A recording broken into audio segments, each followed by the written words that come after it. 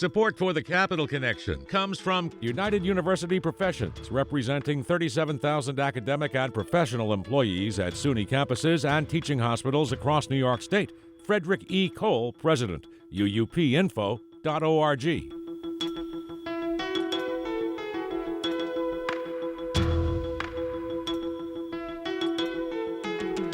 It's the Capital Connection this week with an old friend, Blair Horner. He's the executive director of the New York Public Interest Research Group, or NYPIRG. You can find out more at nypirg.org. In interest of full disclosure, Blair also does commentary for WAMC, Northeast Public Radio. He serves on WAMC's Board of Trustees, and we've called him back into action again. Welcome back, Blair. Thanks for having me. And it's fair, I guess, to describe me as old. Yeah, well, none of us are getting any younger.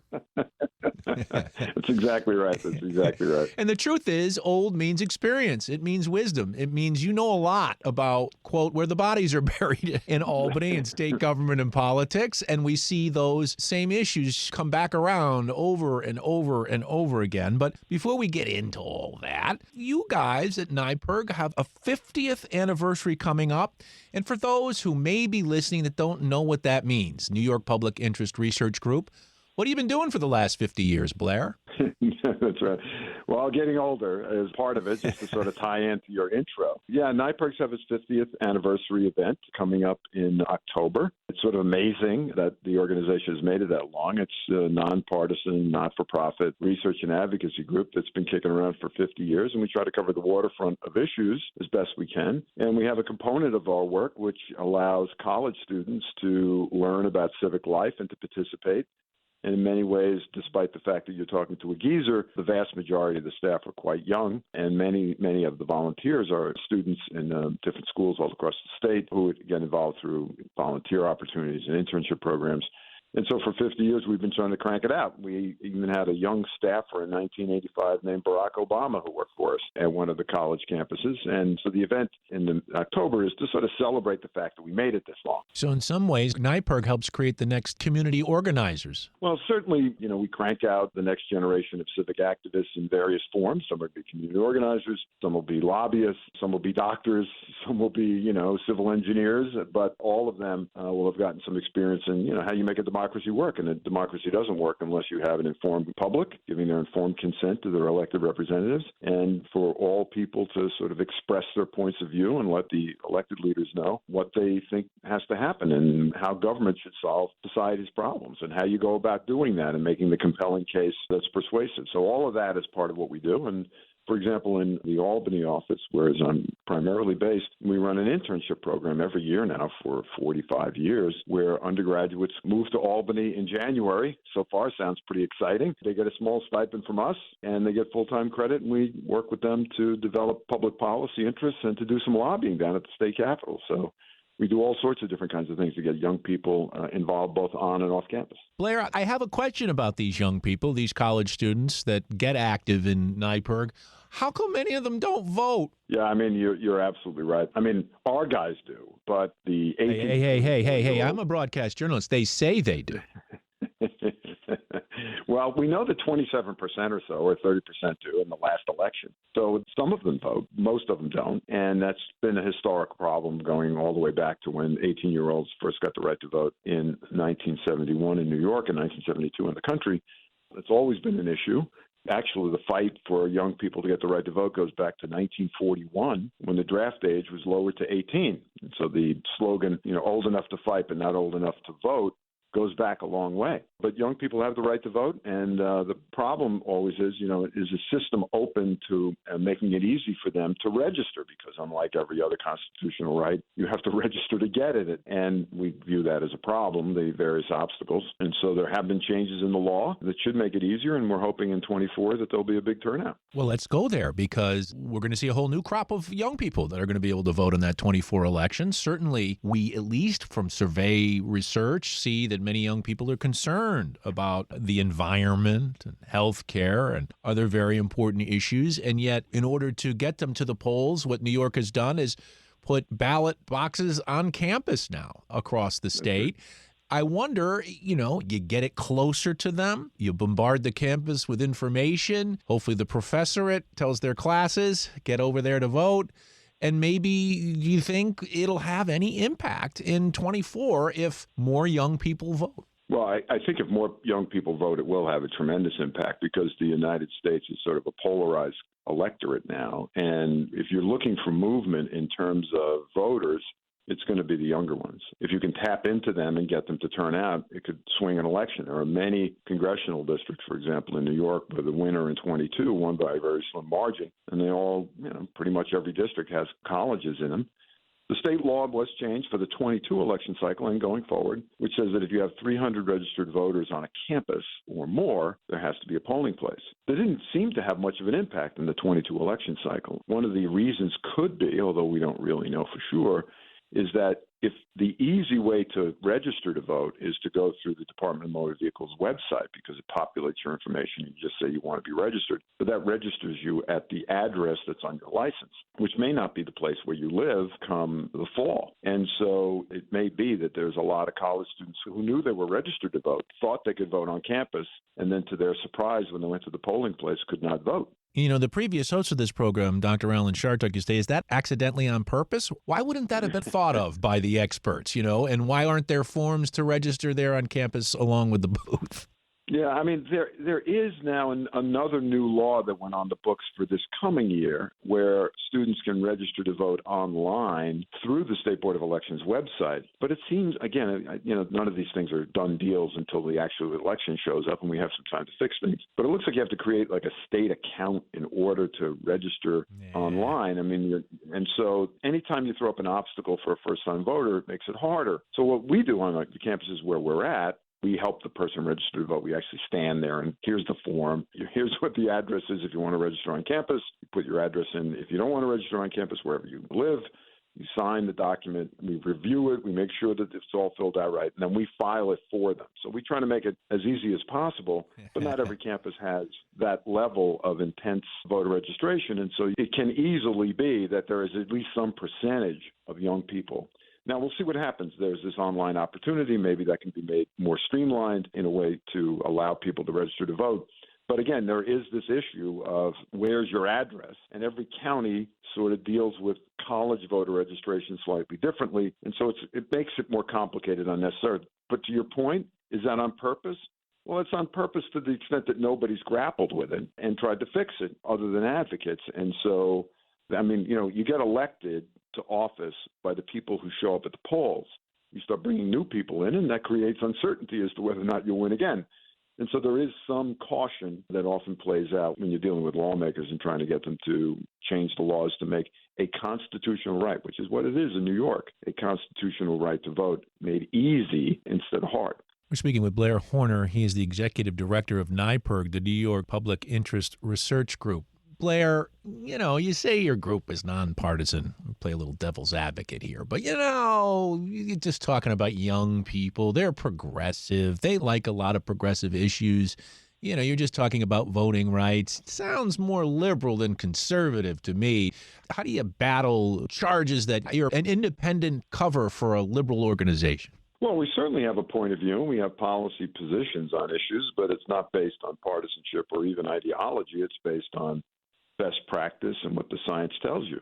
So in our polarized country, our toxically polarized country, believing in science can often be tagged as a partisan. You have a partisan perspective because you believe in science. And so, for example, there are people argue that you're a liberal Democrat in disguise if you believe in the science of climate change, which is a fact, and it is science. And the response to it is not to pump as much greenhouse gas emissions into the atmosphere, because that's what's contributing to global warming.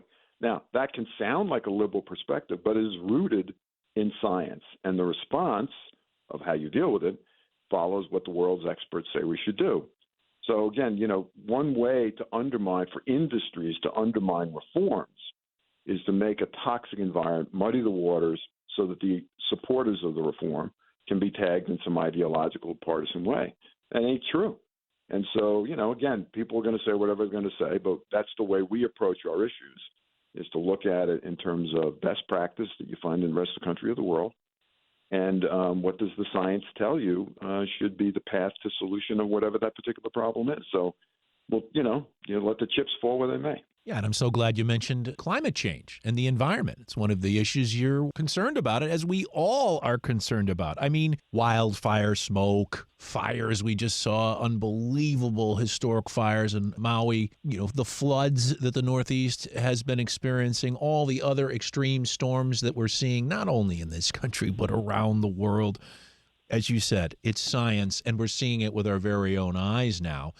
But the question, if we put it on a political spectrum from liberal to conservative, I spoke to Ed Cox, the head of the Republican Party in New York last week, Blair, and I said, why won't the Republicans embrace the job potential of climate change? So, for example, in New York, jobs could be created to help mitigate climate change. We have infrastructure. We have all sorts of things we need to do to get our communities ready as the climate is changing.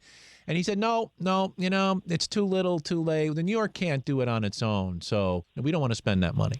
Yeah, I mean, I've known Ed Cox a long time. I view him as a serious person who thinks about where he's at, but he couldn't be more wrong. I mean, this is a worldwide problem.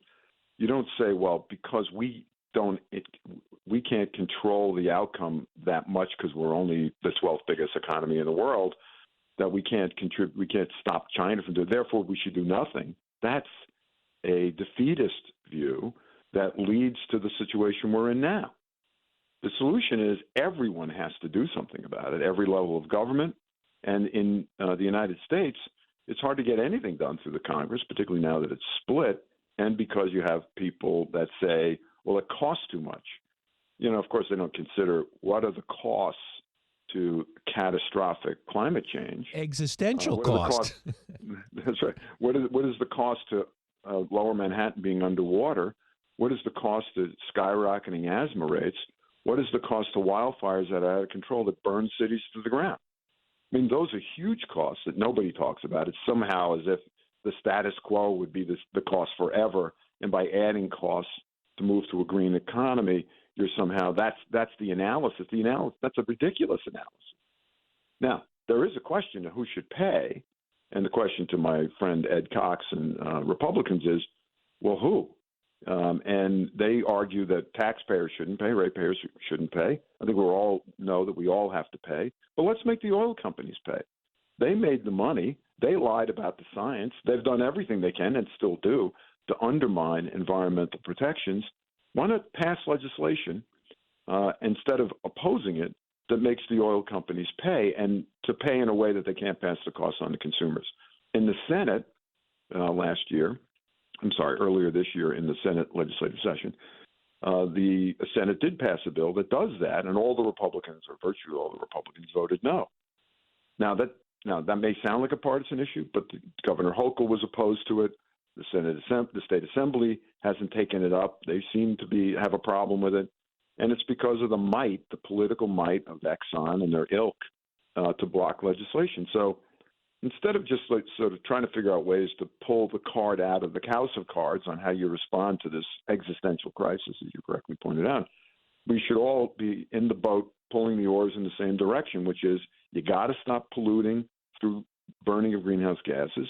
And you have to spend money for new roads, new bridges, seawalls, or whatever natural protections there are. Maybe not seawalls, natural protections that you can make that reduce flooding. And that's all going to cost money. Let's make the oil companies pick up the tab. That seems like a reasonable response to a real problem, instead of hemming and hawing that we can't do enough out of New York, therefore we should throw up our hands and do nothing. That's not a defensible position when you're facing a global catastrophic problem. Yeah, it's a pretty stark decision when, if the earth you live on isn't safe enough to survive, they're not here anymore. And it's not going to get any better anytime soon. I mean, that's sort of the tragedy of it, because the oil companies lied about what they knew about the science in the 80s, and then did everything they could to block environmental protections for the succeeding 4 decades. We're in the situation now where the greenhouse gases are in the atmosphere. They're going to be there. They're not going away anytime soon. So what do? Let's make it not worse and start figuring out how do we adapt to the catastrophe known as climate change, and then who picks up the tab for it? I mean, it's pretty straightforward in terms of when you frame the questions in an easy to understand, direct way, what has to be done. But opponents often just shilling for the oil companies. They just pick up the talking points and they're using it for a partisan wedge, and they're not looking out for the fact that the succeeding generations, people born this year, will be 77 in the year 2100, when it is possible that the civilization as we know it does not exist. And it's simply not fair, defensible, or moral to not do anything to avoid that catastrophe. We're speaking with Blair Horner. He is the executive director of NYPIRG, the New York Public Interest Research Group. And you've been talking about pollution for years, what's in our water, for example. But that's part of a capitalist society, laissez-faire, right? Buyer beware. And when it comes to a lot of the environmental pollution that we see, especially, well, certainly around the world, but especially in New York, which we're familiar with, is when it comes to enforcement, a lot of times there's not enough people on the ground to even catch the polluters. Yeah, that's too often correct. And we live in a capitalist-based economy, but we live in a democracy. And at the end of the day, it's the voters who should tell their elected officials that they want responses to these catastrophic problems. In the early 1970s, there was a substantial public outcry over the polluted waterways and polluted air, and as a result, the Clean Air Act and the Clean Water Act passed, which had substantial improvements to places like the Hudson River, the Niagara River, and removed lead from gasoline, which was, when you think about it, is about as crazy an idea as you can come up with. You might as well just put arsenic in it. So all of that stuff can happen if the public is mobilized and not defeatist about the future. And while I just described before as sort of a terrible scenario going forward, we owe it to future generations to make this work. And the way to deal with that is going to be that the government has to get off its behind and aggressively go after polluters and come up with aggressive policies. Now, New York attempts to do that. And that's why a state like New York and California has to lead the charge. If California, New York, Massachusetts, Vermont, Connecticut, if they're not leading the charge on how to deal with the problem of climate change, for example, well, then who the hell will in the United States of America? And so that has to happen. And that's why states like New York, this goes back to Ed Cox's comment, that's why states like New York have to act, is to show the path for the rest of the country about how you deal with this problem. And if the United States gets off its behind and deals with it, then maybe the world will follow as well. You cited some of the positives with Clean Air Act and people coming together, but one of the other things that has happened during that time is that corporations have become people. Yeah, well, we do have a U.S. Supreme Court, which now seems to go out of its way to do everything humanly possible to interpret laws in a way that benefits the wealthy and the powerful. And that means you're left with the political arena. And, we have the 24 elections coming up. And, I think New Yorkers should demand candidates that offer solutions, not sound bites, that offer a pathway toward a less toxic political environment, not one that's more toxic. And then, let's show the country how it's done right. So, you're right. There are problems, and, we have to fix it. That's what a democracy, there's no end to it, right? It's always an ongoing work in progress. And every time there's a problem, you have to sort of roll up your sleeves and figure out how to deal with it. Well, and the big problem, if you don't mind me throwing this into the mix, is we have a situation where the headlines are so dire these days, and for-profit media that goes for the sensational to get the ratings, repeats the negative over and over again. We see surveys now that people are turning away from the news. And we talked in the beginning about how we have to pay attention to our society. We can't turn away or we won't be able to act and fix any of these problems. No, that's true. If you have a society that doesn't have at least common values and common belief in democracy, for example, and common understanding of what the basic scientific facts are, knowing well that science changes. Newton's laws of physics were completely overturned by Einstein. Science changes. That's the whole point of science. You're supposed to keep looking at stuff. But if people understand that, and they understand that we we all have to roll our sleeves up and make the society work better, that's a better environment. In terms of the media's role in that, it does open opportunities for the not-for-profit media, such as WAMC, to sort of be the counterweight to a corporate media that's more based on eyeballs and clicks than it may necessarily be on helping the public to better understand the complex issues of the day. So there is an opportunity, I think, for the not-for-profit side of it. But again, that all turns on money, and that is that's where it comes into things like the fund drive that WAMC does and other not-for-profit public radio stations, as well as supporting things like ProPublica and some of the other investigative entities, Independent Post out in Buffalo, that do the same type of work and exist on the same type of funding model, which is to rely on the public to make it happen. Yep, the profession is in the Bill of Rights, and there's a reason for that. It's part of what makes us a democracy, the free press. Blair Horner, we're running out of time real fast, so I just want to mention something. It's more in the politics realm. Governor Hochul recently was in Manhattan. I believe she was in Manhattan with the mayor of New York City, Eric Adams, talking about how there's this traditional fight that has been for years between the mayor of New York City and the governor of New York, hint, hint, former Governor Andrew Cuomo, but there's a history of this. And she said, this isn't going to happen anymore. We're locking arms. We're working together. And just this week, because of the migrant problem and DocGo, the for-profit organization that's working to get migrants placed upstate, and the city's reaction to all of this, with the mayor at the top of that list, the governor has come out swinging, saying this has been handled right, and so much for the honeymoon. Well, there's always been tension between a governor and a mayor going back as far back as anybody can remember.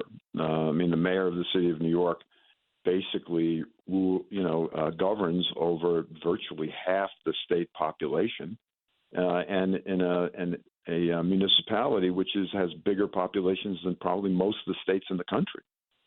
So there's always this tension. There's always been pushing around. You mentioned Cuomo versus de Blasio, but it's also Pataki versus Giuliani. Sure. It just Cuomo versus Koch. It just goes back, and that's just the tension that exists. The problem, though, is, you get a feeling that people are looking to just push the blame and the spotlight on someone else. And this, the asylum seeker problem, the migrant problem, is not something that's easily dealt with by any one level of government. The feds have to do more, the state has to do more, and localities have to do more because there's a lot of people coming in. Now, we've had this in the past. There used to be tenements, right, where the Eastern Europeans would all come to Manhattan and live in tenement buildings and, jam people into tiny little apartments so they could get started in America. Now, we're smarter about that now, but it is definitely going to be an issue. And the problem is once it becomes a wedge issue by any of the political parties or even within a political party, it starts becoming a political football, and the issue of, what do you do with these people? There are human beings that wanted to come to this country and have an argument as to why they should be here. How do you deal with them? And it's going to cost money, and it's going to take brain power to figure out how to deal with it in a meaningful way. And so that's the downside to the whole feel about this is it feels more like people are trying to shift the spotlight away from them instead of necessarily focusing on the programs. Not to say, of course, that if somebody's screwing up, it shouldn't be pointed out. Oh, and the latest with that is Mark Molinaro, the congressman, pointing out just this week that there was a migrant arrested for a rape, I believe, an assault and a rape. So they were touting the fear of what could happen when people from somewhere else come into your community. Yeah, but, unfortunately, rapes and murders happen from the people who live here, too. That doesn't mean that you get rid of the people that are here now. But, it's a legitimate issue. You want to make sure that people that are coming in are as reasonably well-intentioned as you would expect anyone to be. But you should certainly drop the hammer on them if they're doing something that's wrong or violent, certainly violent. So, the argument that one person does a bad thing means you therefore should kick out 100,000 people, to me, just doesn't add up because under that theory, what would you do about urban areas or rural areas where terrible things often happen too?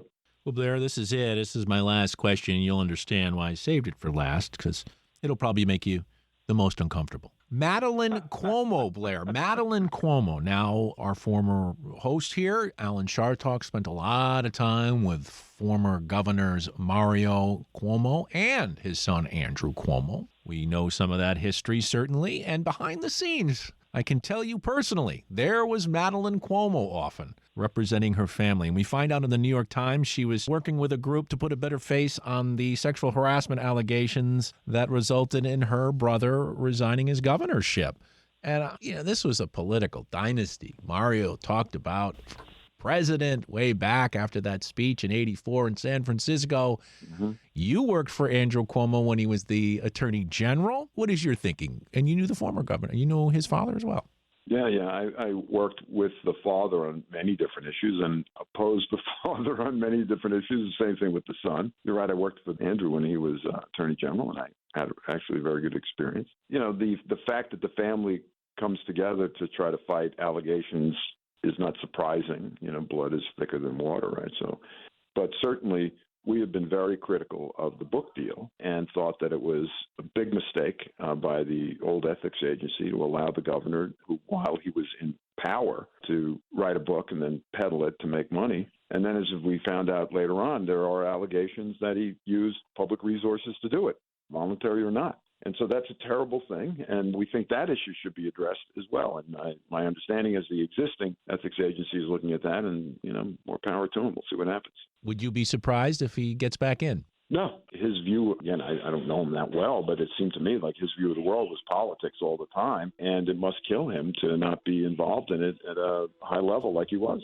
Now that I've done making you uncomfortable, we can end the show. He is Blair Horner. No, the old part made me uncomfortable, David. One of the youngest old guys I know. Executive Director of the New York Public Interest Research Group, or NYPIRG. You can find out more at NYPIRG, NYPIRG.org. Blair, always a pleasure to talk to you. Appreciate you taking the time. Thanks for having me, and everybody should support WAMC. You're here. The Capital Connection is a production of WAMC Northeast Public Radio. You can listen to The Capital Connection anytime at WAMCpodcast.org or anywhere you get your podcast. And join us again next week at this same time for another political conversation. For The Capital Connection, I'm David Guistina.